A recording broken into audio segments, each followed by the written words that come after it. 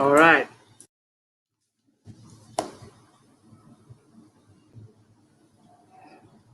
So, good evening to all, and thank you for being here today and tuning in to the Deliverability Summit MENAP edition.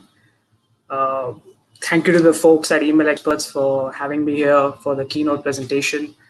I can assure you from all the sessions, not just this session, you're going to receive a lot of good information on how to optimize your email programs and get really good deliverability. Now, a little introduction about me. I'm Tejas Pitkar. I'm a product marketer at Netco Solutions, one of Asia's biggest AI-powered email service providers. I worked in email deliverability in the past for 3 years. And the reason why I chose this topic, that is building credibility at mailbox providers to ensure good deliverability, is that because of the events of the last year, right? Now, in the last year, there was a massive influx of email volumes. Uh, from brands all across the world. They were trying to get in touch with their customers, trying to service them with essential products. Online touch points had become central to every marketeer strategy out there. But in 2021, we are seeing right now that the challenges of 2020 are still continuing. We are still having social mobility restrictions.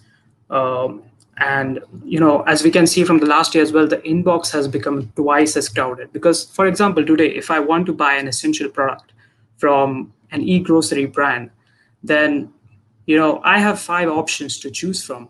The one that fits me with the most convenience and provides me with the best service is the one that I'm going to choose from. But all 5 of these brands are going to mail me on a daily basis. So it's about catching the attention of your customer, and that's got to a very crowded inbox. So the question this year for email marketers is, how do you reach out to your core customers and make it to the inbox? So it can only happen when you start building trust with the gatekeepers of your emails. And those are the mailbox providers, right? Gmail, Yahoo, there's Outlook, there's Hotmail, all these major ones.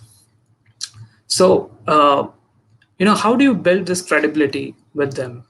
And because mailbox providers right now are having like a very fractured landscape out there. They are dealing with huge amount of billions and billions of emails that are coming in every day. They have to retune the spam filters, in order to give their users the best experience. Because mailbox providers are right now going to look at their users and not really at the email senders. They're going to look at how their users are expecting the emails to come. What are their interest levels with your brands? So it's a bit of a tricky situation out there. So today I'm going to help you guys by giving you some different ways, techniques, you can call them, for gaining credibility with your mailbox providers and trying to get to inbox as a major thing. So going again to the last year, uh, we had released 2 reports. Netco released 2 reports, and from the email benchmark report 2020, we came to know that 72% of global email volume is actually Gmail's volume, and Gmail is the highest deliverability out there, with 95% of those emails going inbox. And during the lockdown period, when there was a huge crisis, going on, there were social restrictions were really enhanced, and everyone was staying home. Still, we conducted a COVID survey report with consumers, where 77% of them actually said that emails are the best channel to reach out to us right now. So you can see email is such a powerful channel to reach out directly to your customers and make an impression on them. Now, sending positive signals of legitimacy and trust with your mailbox providers will lead to an improvement in the way that they perceive your company's communication. So now, as they are gatekeepers of billions of emails out there, which are sent by email senders all along, mailbox providers need to filter emails in order to see which emails are really relevant to the users, which emails are really being expected by the subscribers, and check the authenticity of those emails. Which email content is looking spammy? Which email content is actually authentic and is sent by a genuine sender? So all these things the mailbox providers are dealing with right now. And for you to make the job an easy thing, for your mails to be let into the inbox, you need to embrace what I call the powerful triage to build easy trust with mailbox providers. So I'll be covering all three of these in detail in today's presentation. So the first one is email authentication, right? And that's like a basic of email. If you want to send emails in high volumes, you need to get them authenticated. But you'll be surprised how many people actually authenticate the emails. We'll get that a bit later in the presentation. But we're going to talk about SPF, DCAM, and DMARC, the three strongholds of email authentication. Then we are going to go into how to send relevant content and at the right frequency that is expected by your audience. And then finally, we're going to end it with adoption of BIMI standard, like a very recent email standard that has been launched, which is going to throw up some surprising things in your inbox. So let's get to the first one. Now, that looks like a wolf in sheep's clothing, but that is exactly how mailbox providers view all the emails that they scan. There are literally global abuse authorities out there in email in order to check whether a genuine email sender is sending those mails or there is some con artist. Now, recently, there was a news anchor, who got scammed.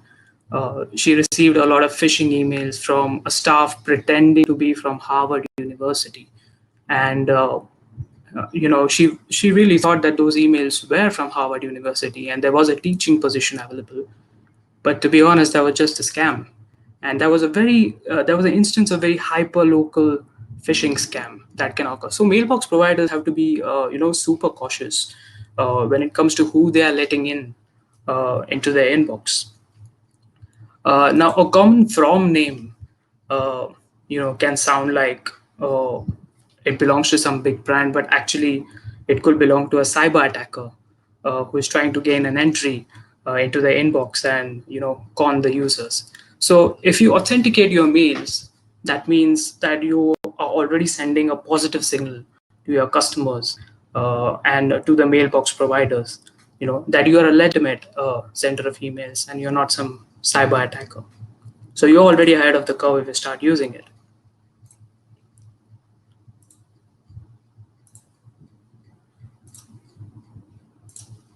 Let me share the screen.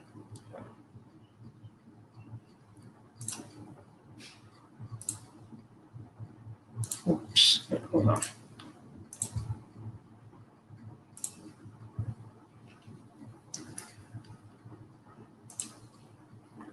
Yeah. So, first of all, we start with the authentication standard, which is SPF. And, SPF can be a basic email authentication, but that's a good start for you in order to ensure that you remain ahead of the curve than others in being labeled a good sender.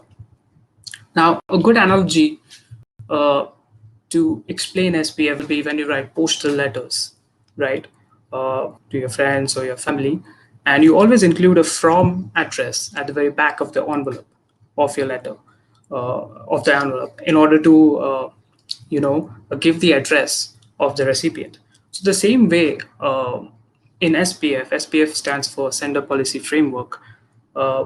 It's similar where you have to publish a TXT record as an email sender, and you have to authorize your mailing server that is going to send emails on your behalf.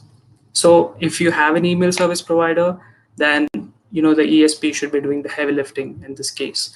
And so what happens is when you publish this TXT record and you start sending emails with SPF enabled, the recipient server, which belongs to the mailbox provider, they're going to check up your TXT record with the DNS servers. They're going to verify whether you've already done the SPF, if the email is coming from an IP address that actually says what it is.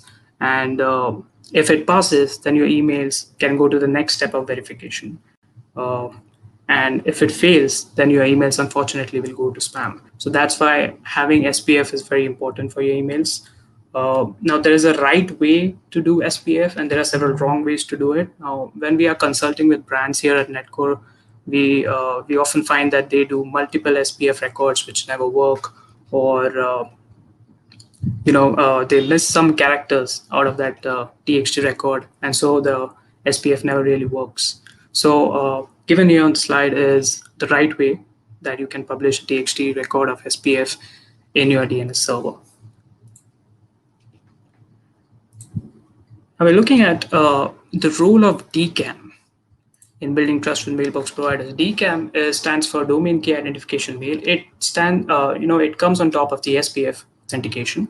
Now, sticking to the postal letter analogy, we can say that DKAM is where you sign your letter at the end with your initials. There's a unique signature with every person has, and you have to sign that letter with your initials. The recipient is going to open the letter and is going to see your initials and is going to think that you are the legitimate sender. Of course, signatures can be forged, so that way DKAM is not really foolproof.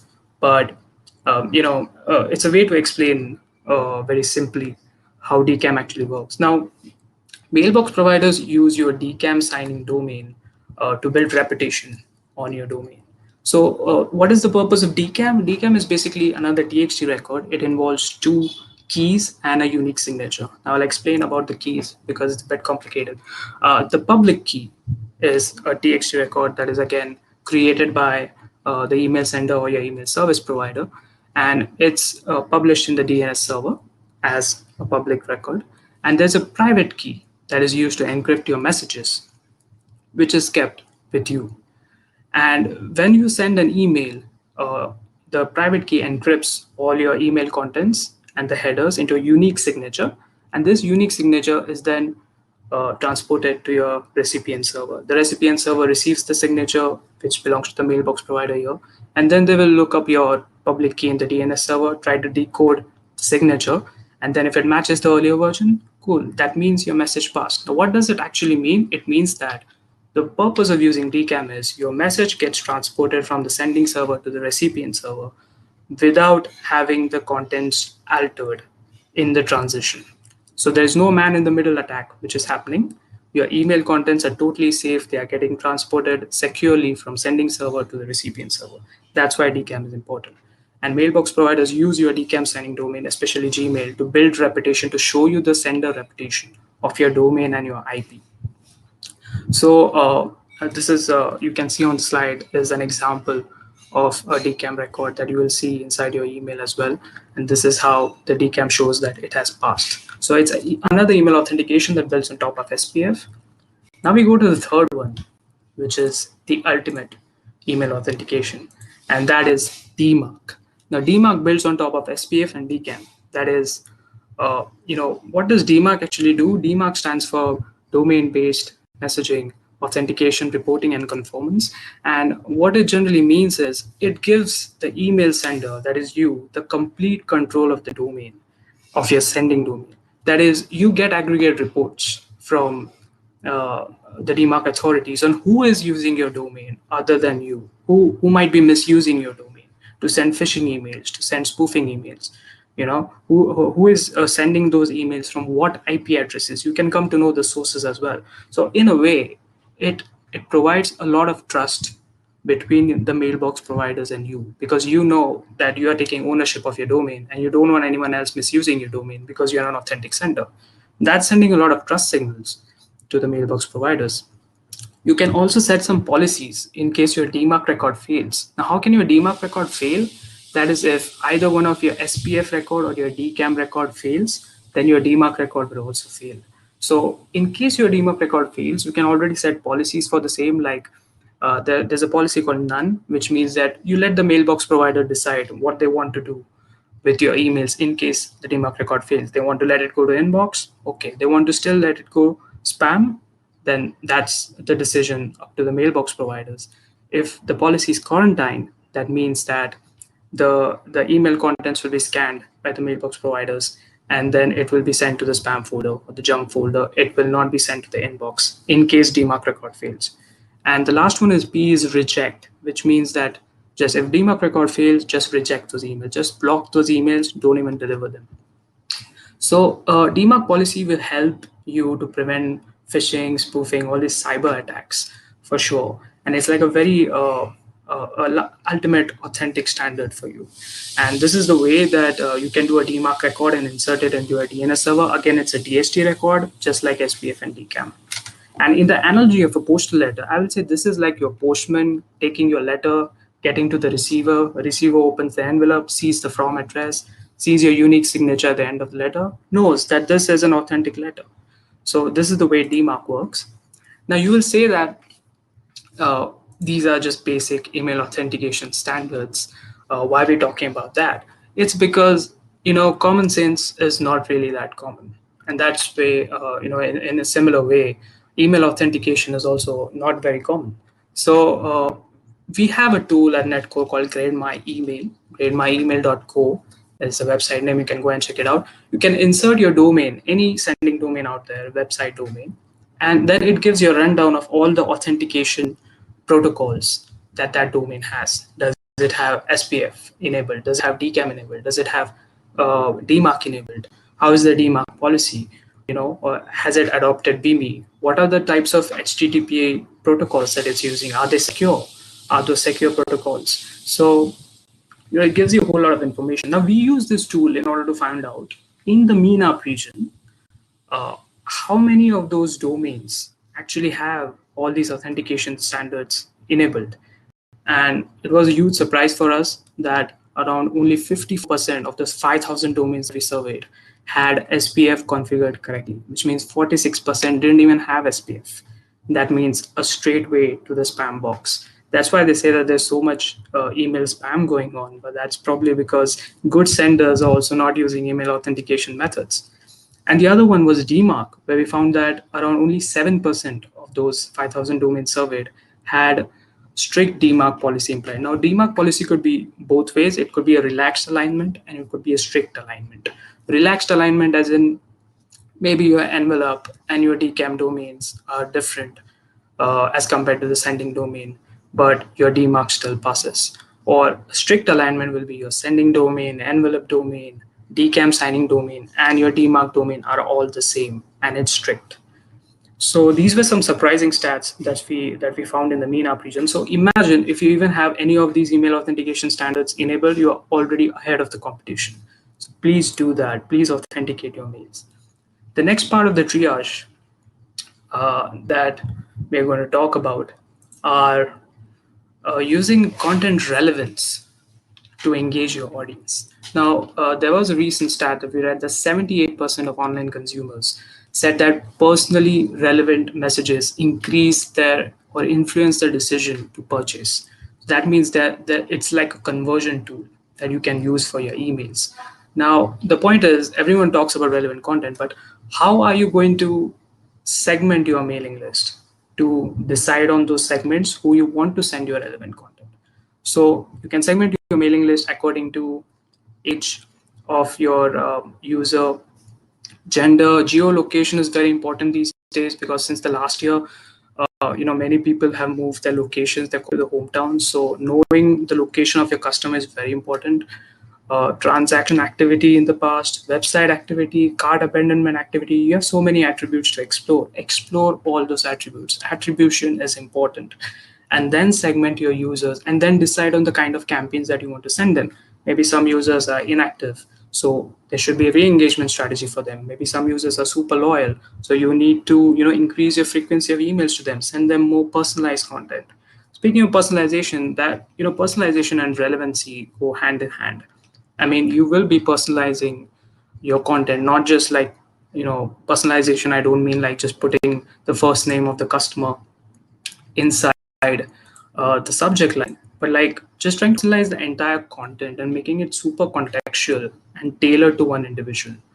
Uh, for example, receiving I transact on a razor blade, and I buy a razor blade. Now the grooming company next should send me an email series based on, okay, now you got a razor blade. Do you know how to take care of your skin? Do you know how many times you should be shaving? Do you know the best etiquette to shave?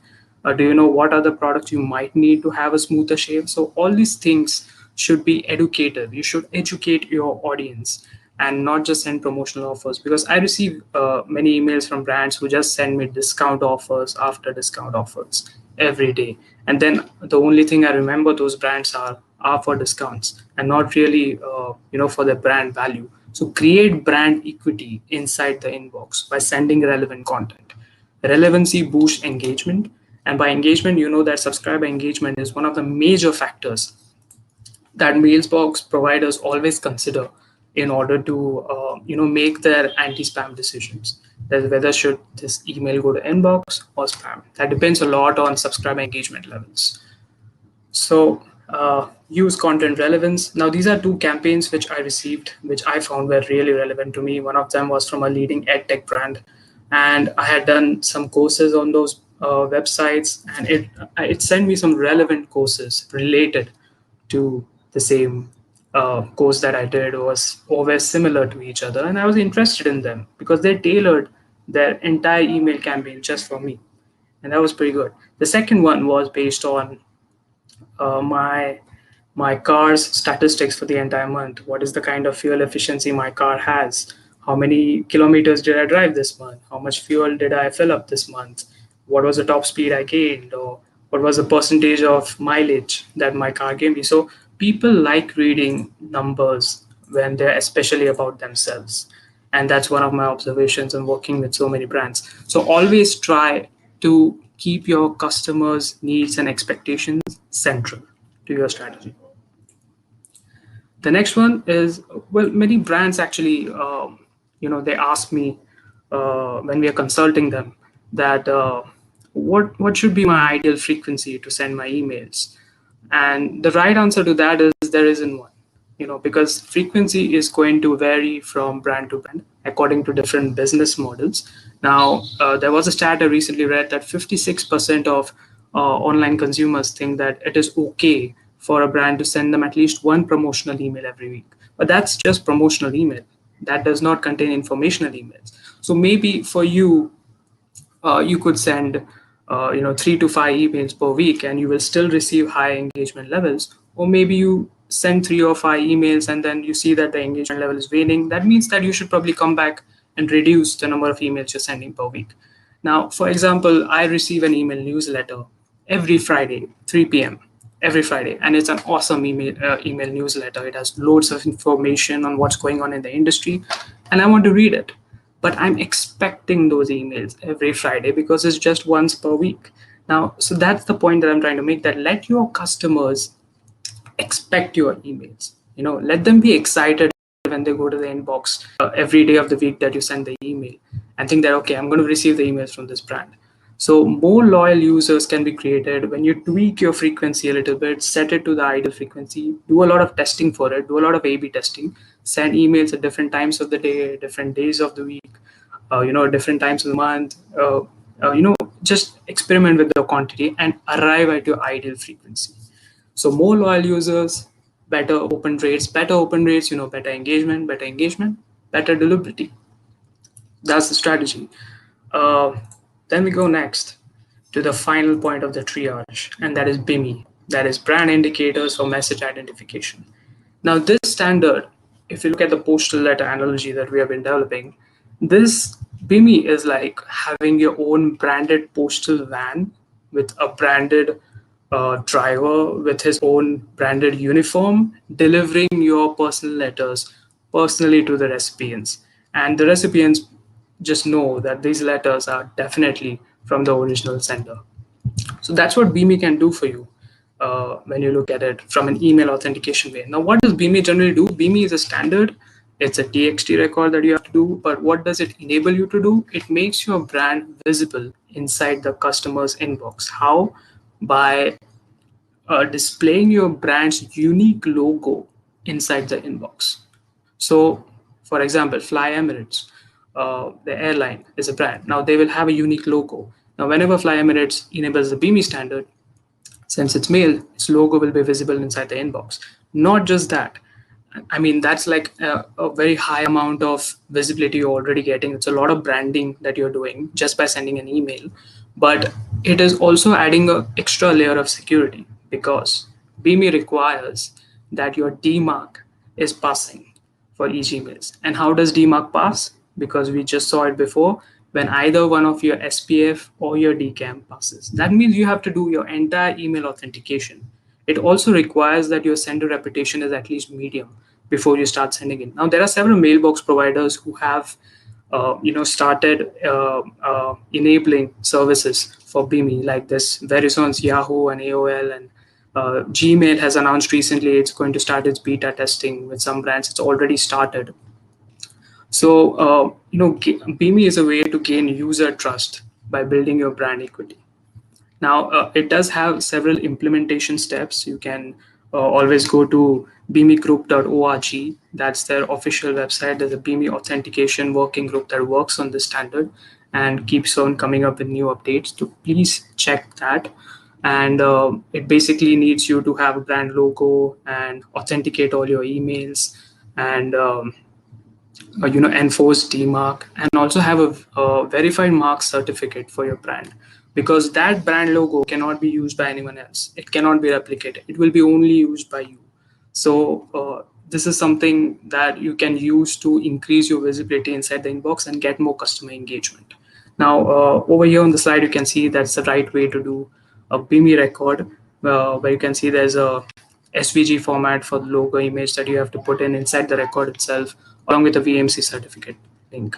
So let me show you how it exactly will look like in your inbox. Now, this is an example where you can see CNN News, Comcast, Groupon, all these brands have started enabling it.